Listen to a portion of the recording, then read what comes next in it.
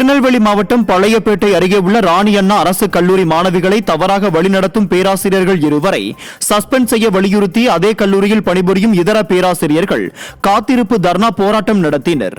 முன்னதாக ராணி அண்ணா மகளிர் கல்லூரியில் கூடுதல் கட்டணம் வசூலிக்கப்படுவதாகவும் அதனை எதிர்த்து கேள்வி கேட்கும் மாணவிகளை ஆண் பேராசிரியர்கள் உடன் சேர்ந்து தவறாக பேசுவதாகவும் மாணவிகள் குற்றம் சாட்டியிருந்தனர்.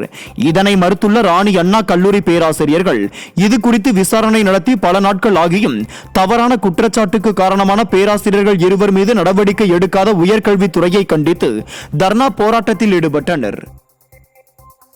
புதுச்சேரியில் பள்ளி கல்லூரிகள் செயல்படுவதுடன் ஆட்டோ பேருந்துகள் வழக்கம்போல் இயங்கியதன் மூலம் திமுக உள்ளிட்ட இந்தியா கூட்டணியின் முழு அடைப்பு போராட்டம் பிசுபிசுத்தது.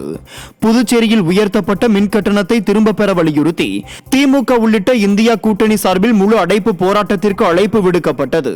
ஆனால் அனைத்து விதமான உழவர் சந்தை, பெரிய மார்க்கெட் உள்ளிட்ட கடைகள், அலுவலகங்கள் வழக்கம்போல் இயங்கின. பள்ளி கல்லூரிகள் செயல்பட்டன.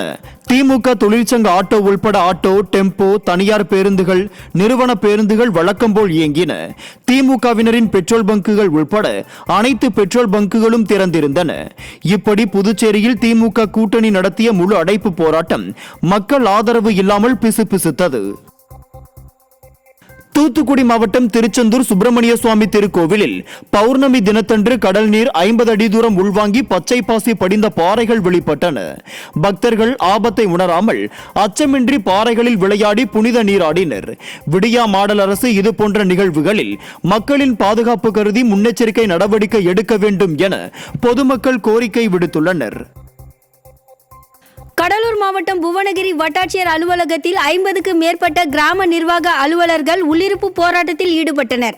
புவனகிரி வட்டாட்சியர் தங்களுக்கான பணி சலுகைகளை வழங்க மறுப்பதுடன் பணிச்சுமையை அதிகரிப்பதாகவும் நிர்வாக செலவின நிதியை விடுவிக்க வேண்டும் உள்ளிட்ட கோரிக்கைகளை வலியுறுத்தி கிராம நிர்வாக அலுவலர்கள் 2 மணி நேர உள்ளிருப்பு போராட்டத்தில் ஈடுபட்டனர்.